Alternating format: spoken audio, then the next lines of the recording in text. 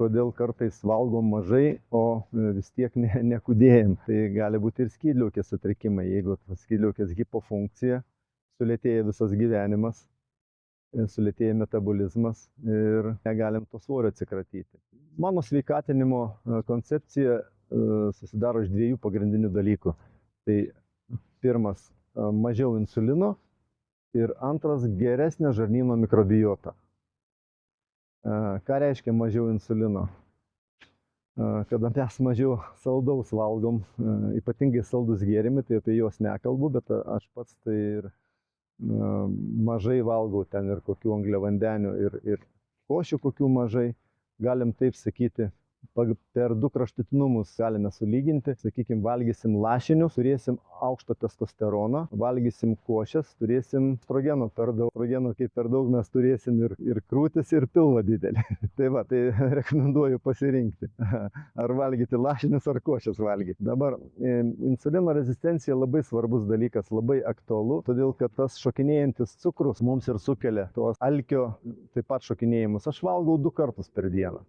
Ir pavalgau pusryčius gan vėlai ir aš galėčiau ir vakarienės nevalgyti. Man tolygiai eina insulinas, tolygiai gaunu maisto medžiagas, man nėra tai svarbu, galiu praleisti ir visą dieną galiu nevalgyti. O kada žmogus gyvena ant insulino šuolių, suvalgė ten pyragaitį, insulinas, gliukozė pašoko į viršų, insulinas iš paskos, paskui cukrus krenta kraujyje, jis labai nori valgyti. Ir tas gyvenimas ant insulino tokių šuolių, jis atneša ne tik padidintą svorį, bet ir daugybę sveikatos problemų.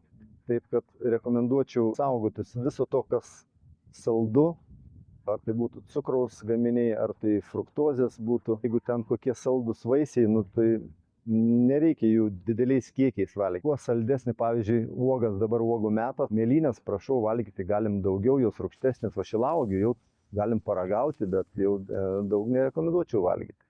Ypatingai, kas turi pilvą padidėjus ir galimai kepenų pareibėjimą, tai ypatingai fruktozę saugoti. Turint viršsvorį, reikėtų mažinti košių valgymą, daugiau riebesnio maisto, kad būtų tas tolygus sotumas visą dieną. Ir baltymą taip pat rinktis, kad baltymas būtų su riebalu labiau, nes vien baltymas yra tokia insulino indekso lentelė, galite pasižiūrėti interneto platybėse. Varškė kelia insuliną 120 punktų, lygiai taip pat kaip bulvės. Ir kuo liesesnė varškė, tuo labiau šokdina insuliną. Dar jeigu sugalvosit įsidėti ten braškių ar uogienės, tai mes dar pakelsim insuliną į aukštesnį lygį. Jeigu jau valgot varškę, tai geriau ją rinkitės riebesnę ir dar riebios grietinės įsidėkit, tai tikrai bus daugiau naudos iš to. Su aukštu insulinu žmonės labai dažnai valgo, dažnai užkandžiauja.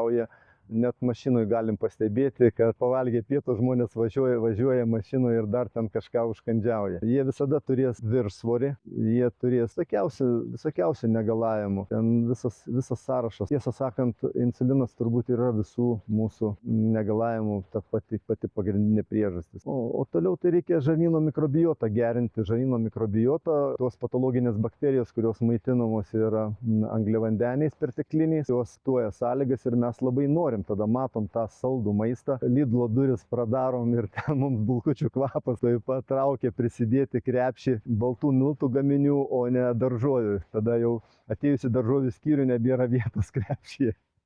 Taip kad rekomenduoju nepasiduoti blogųjų bakterijų įtakai, valgyti saldumynus ir baltus miltus.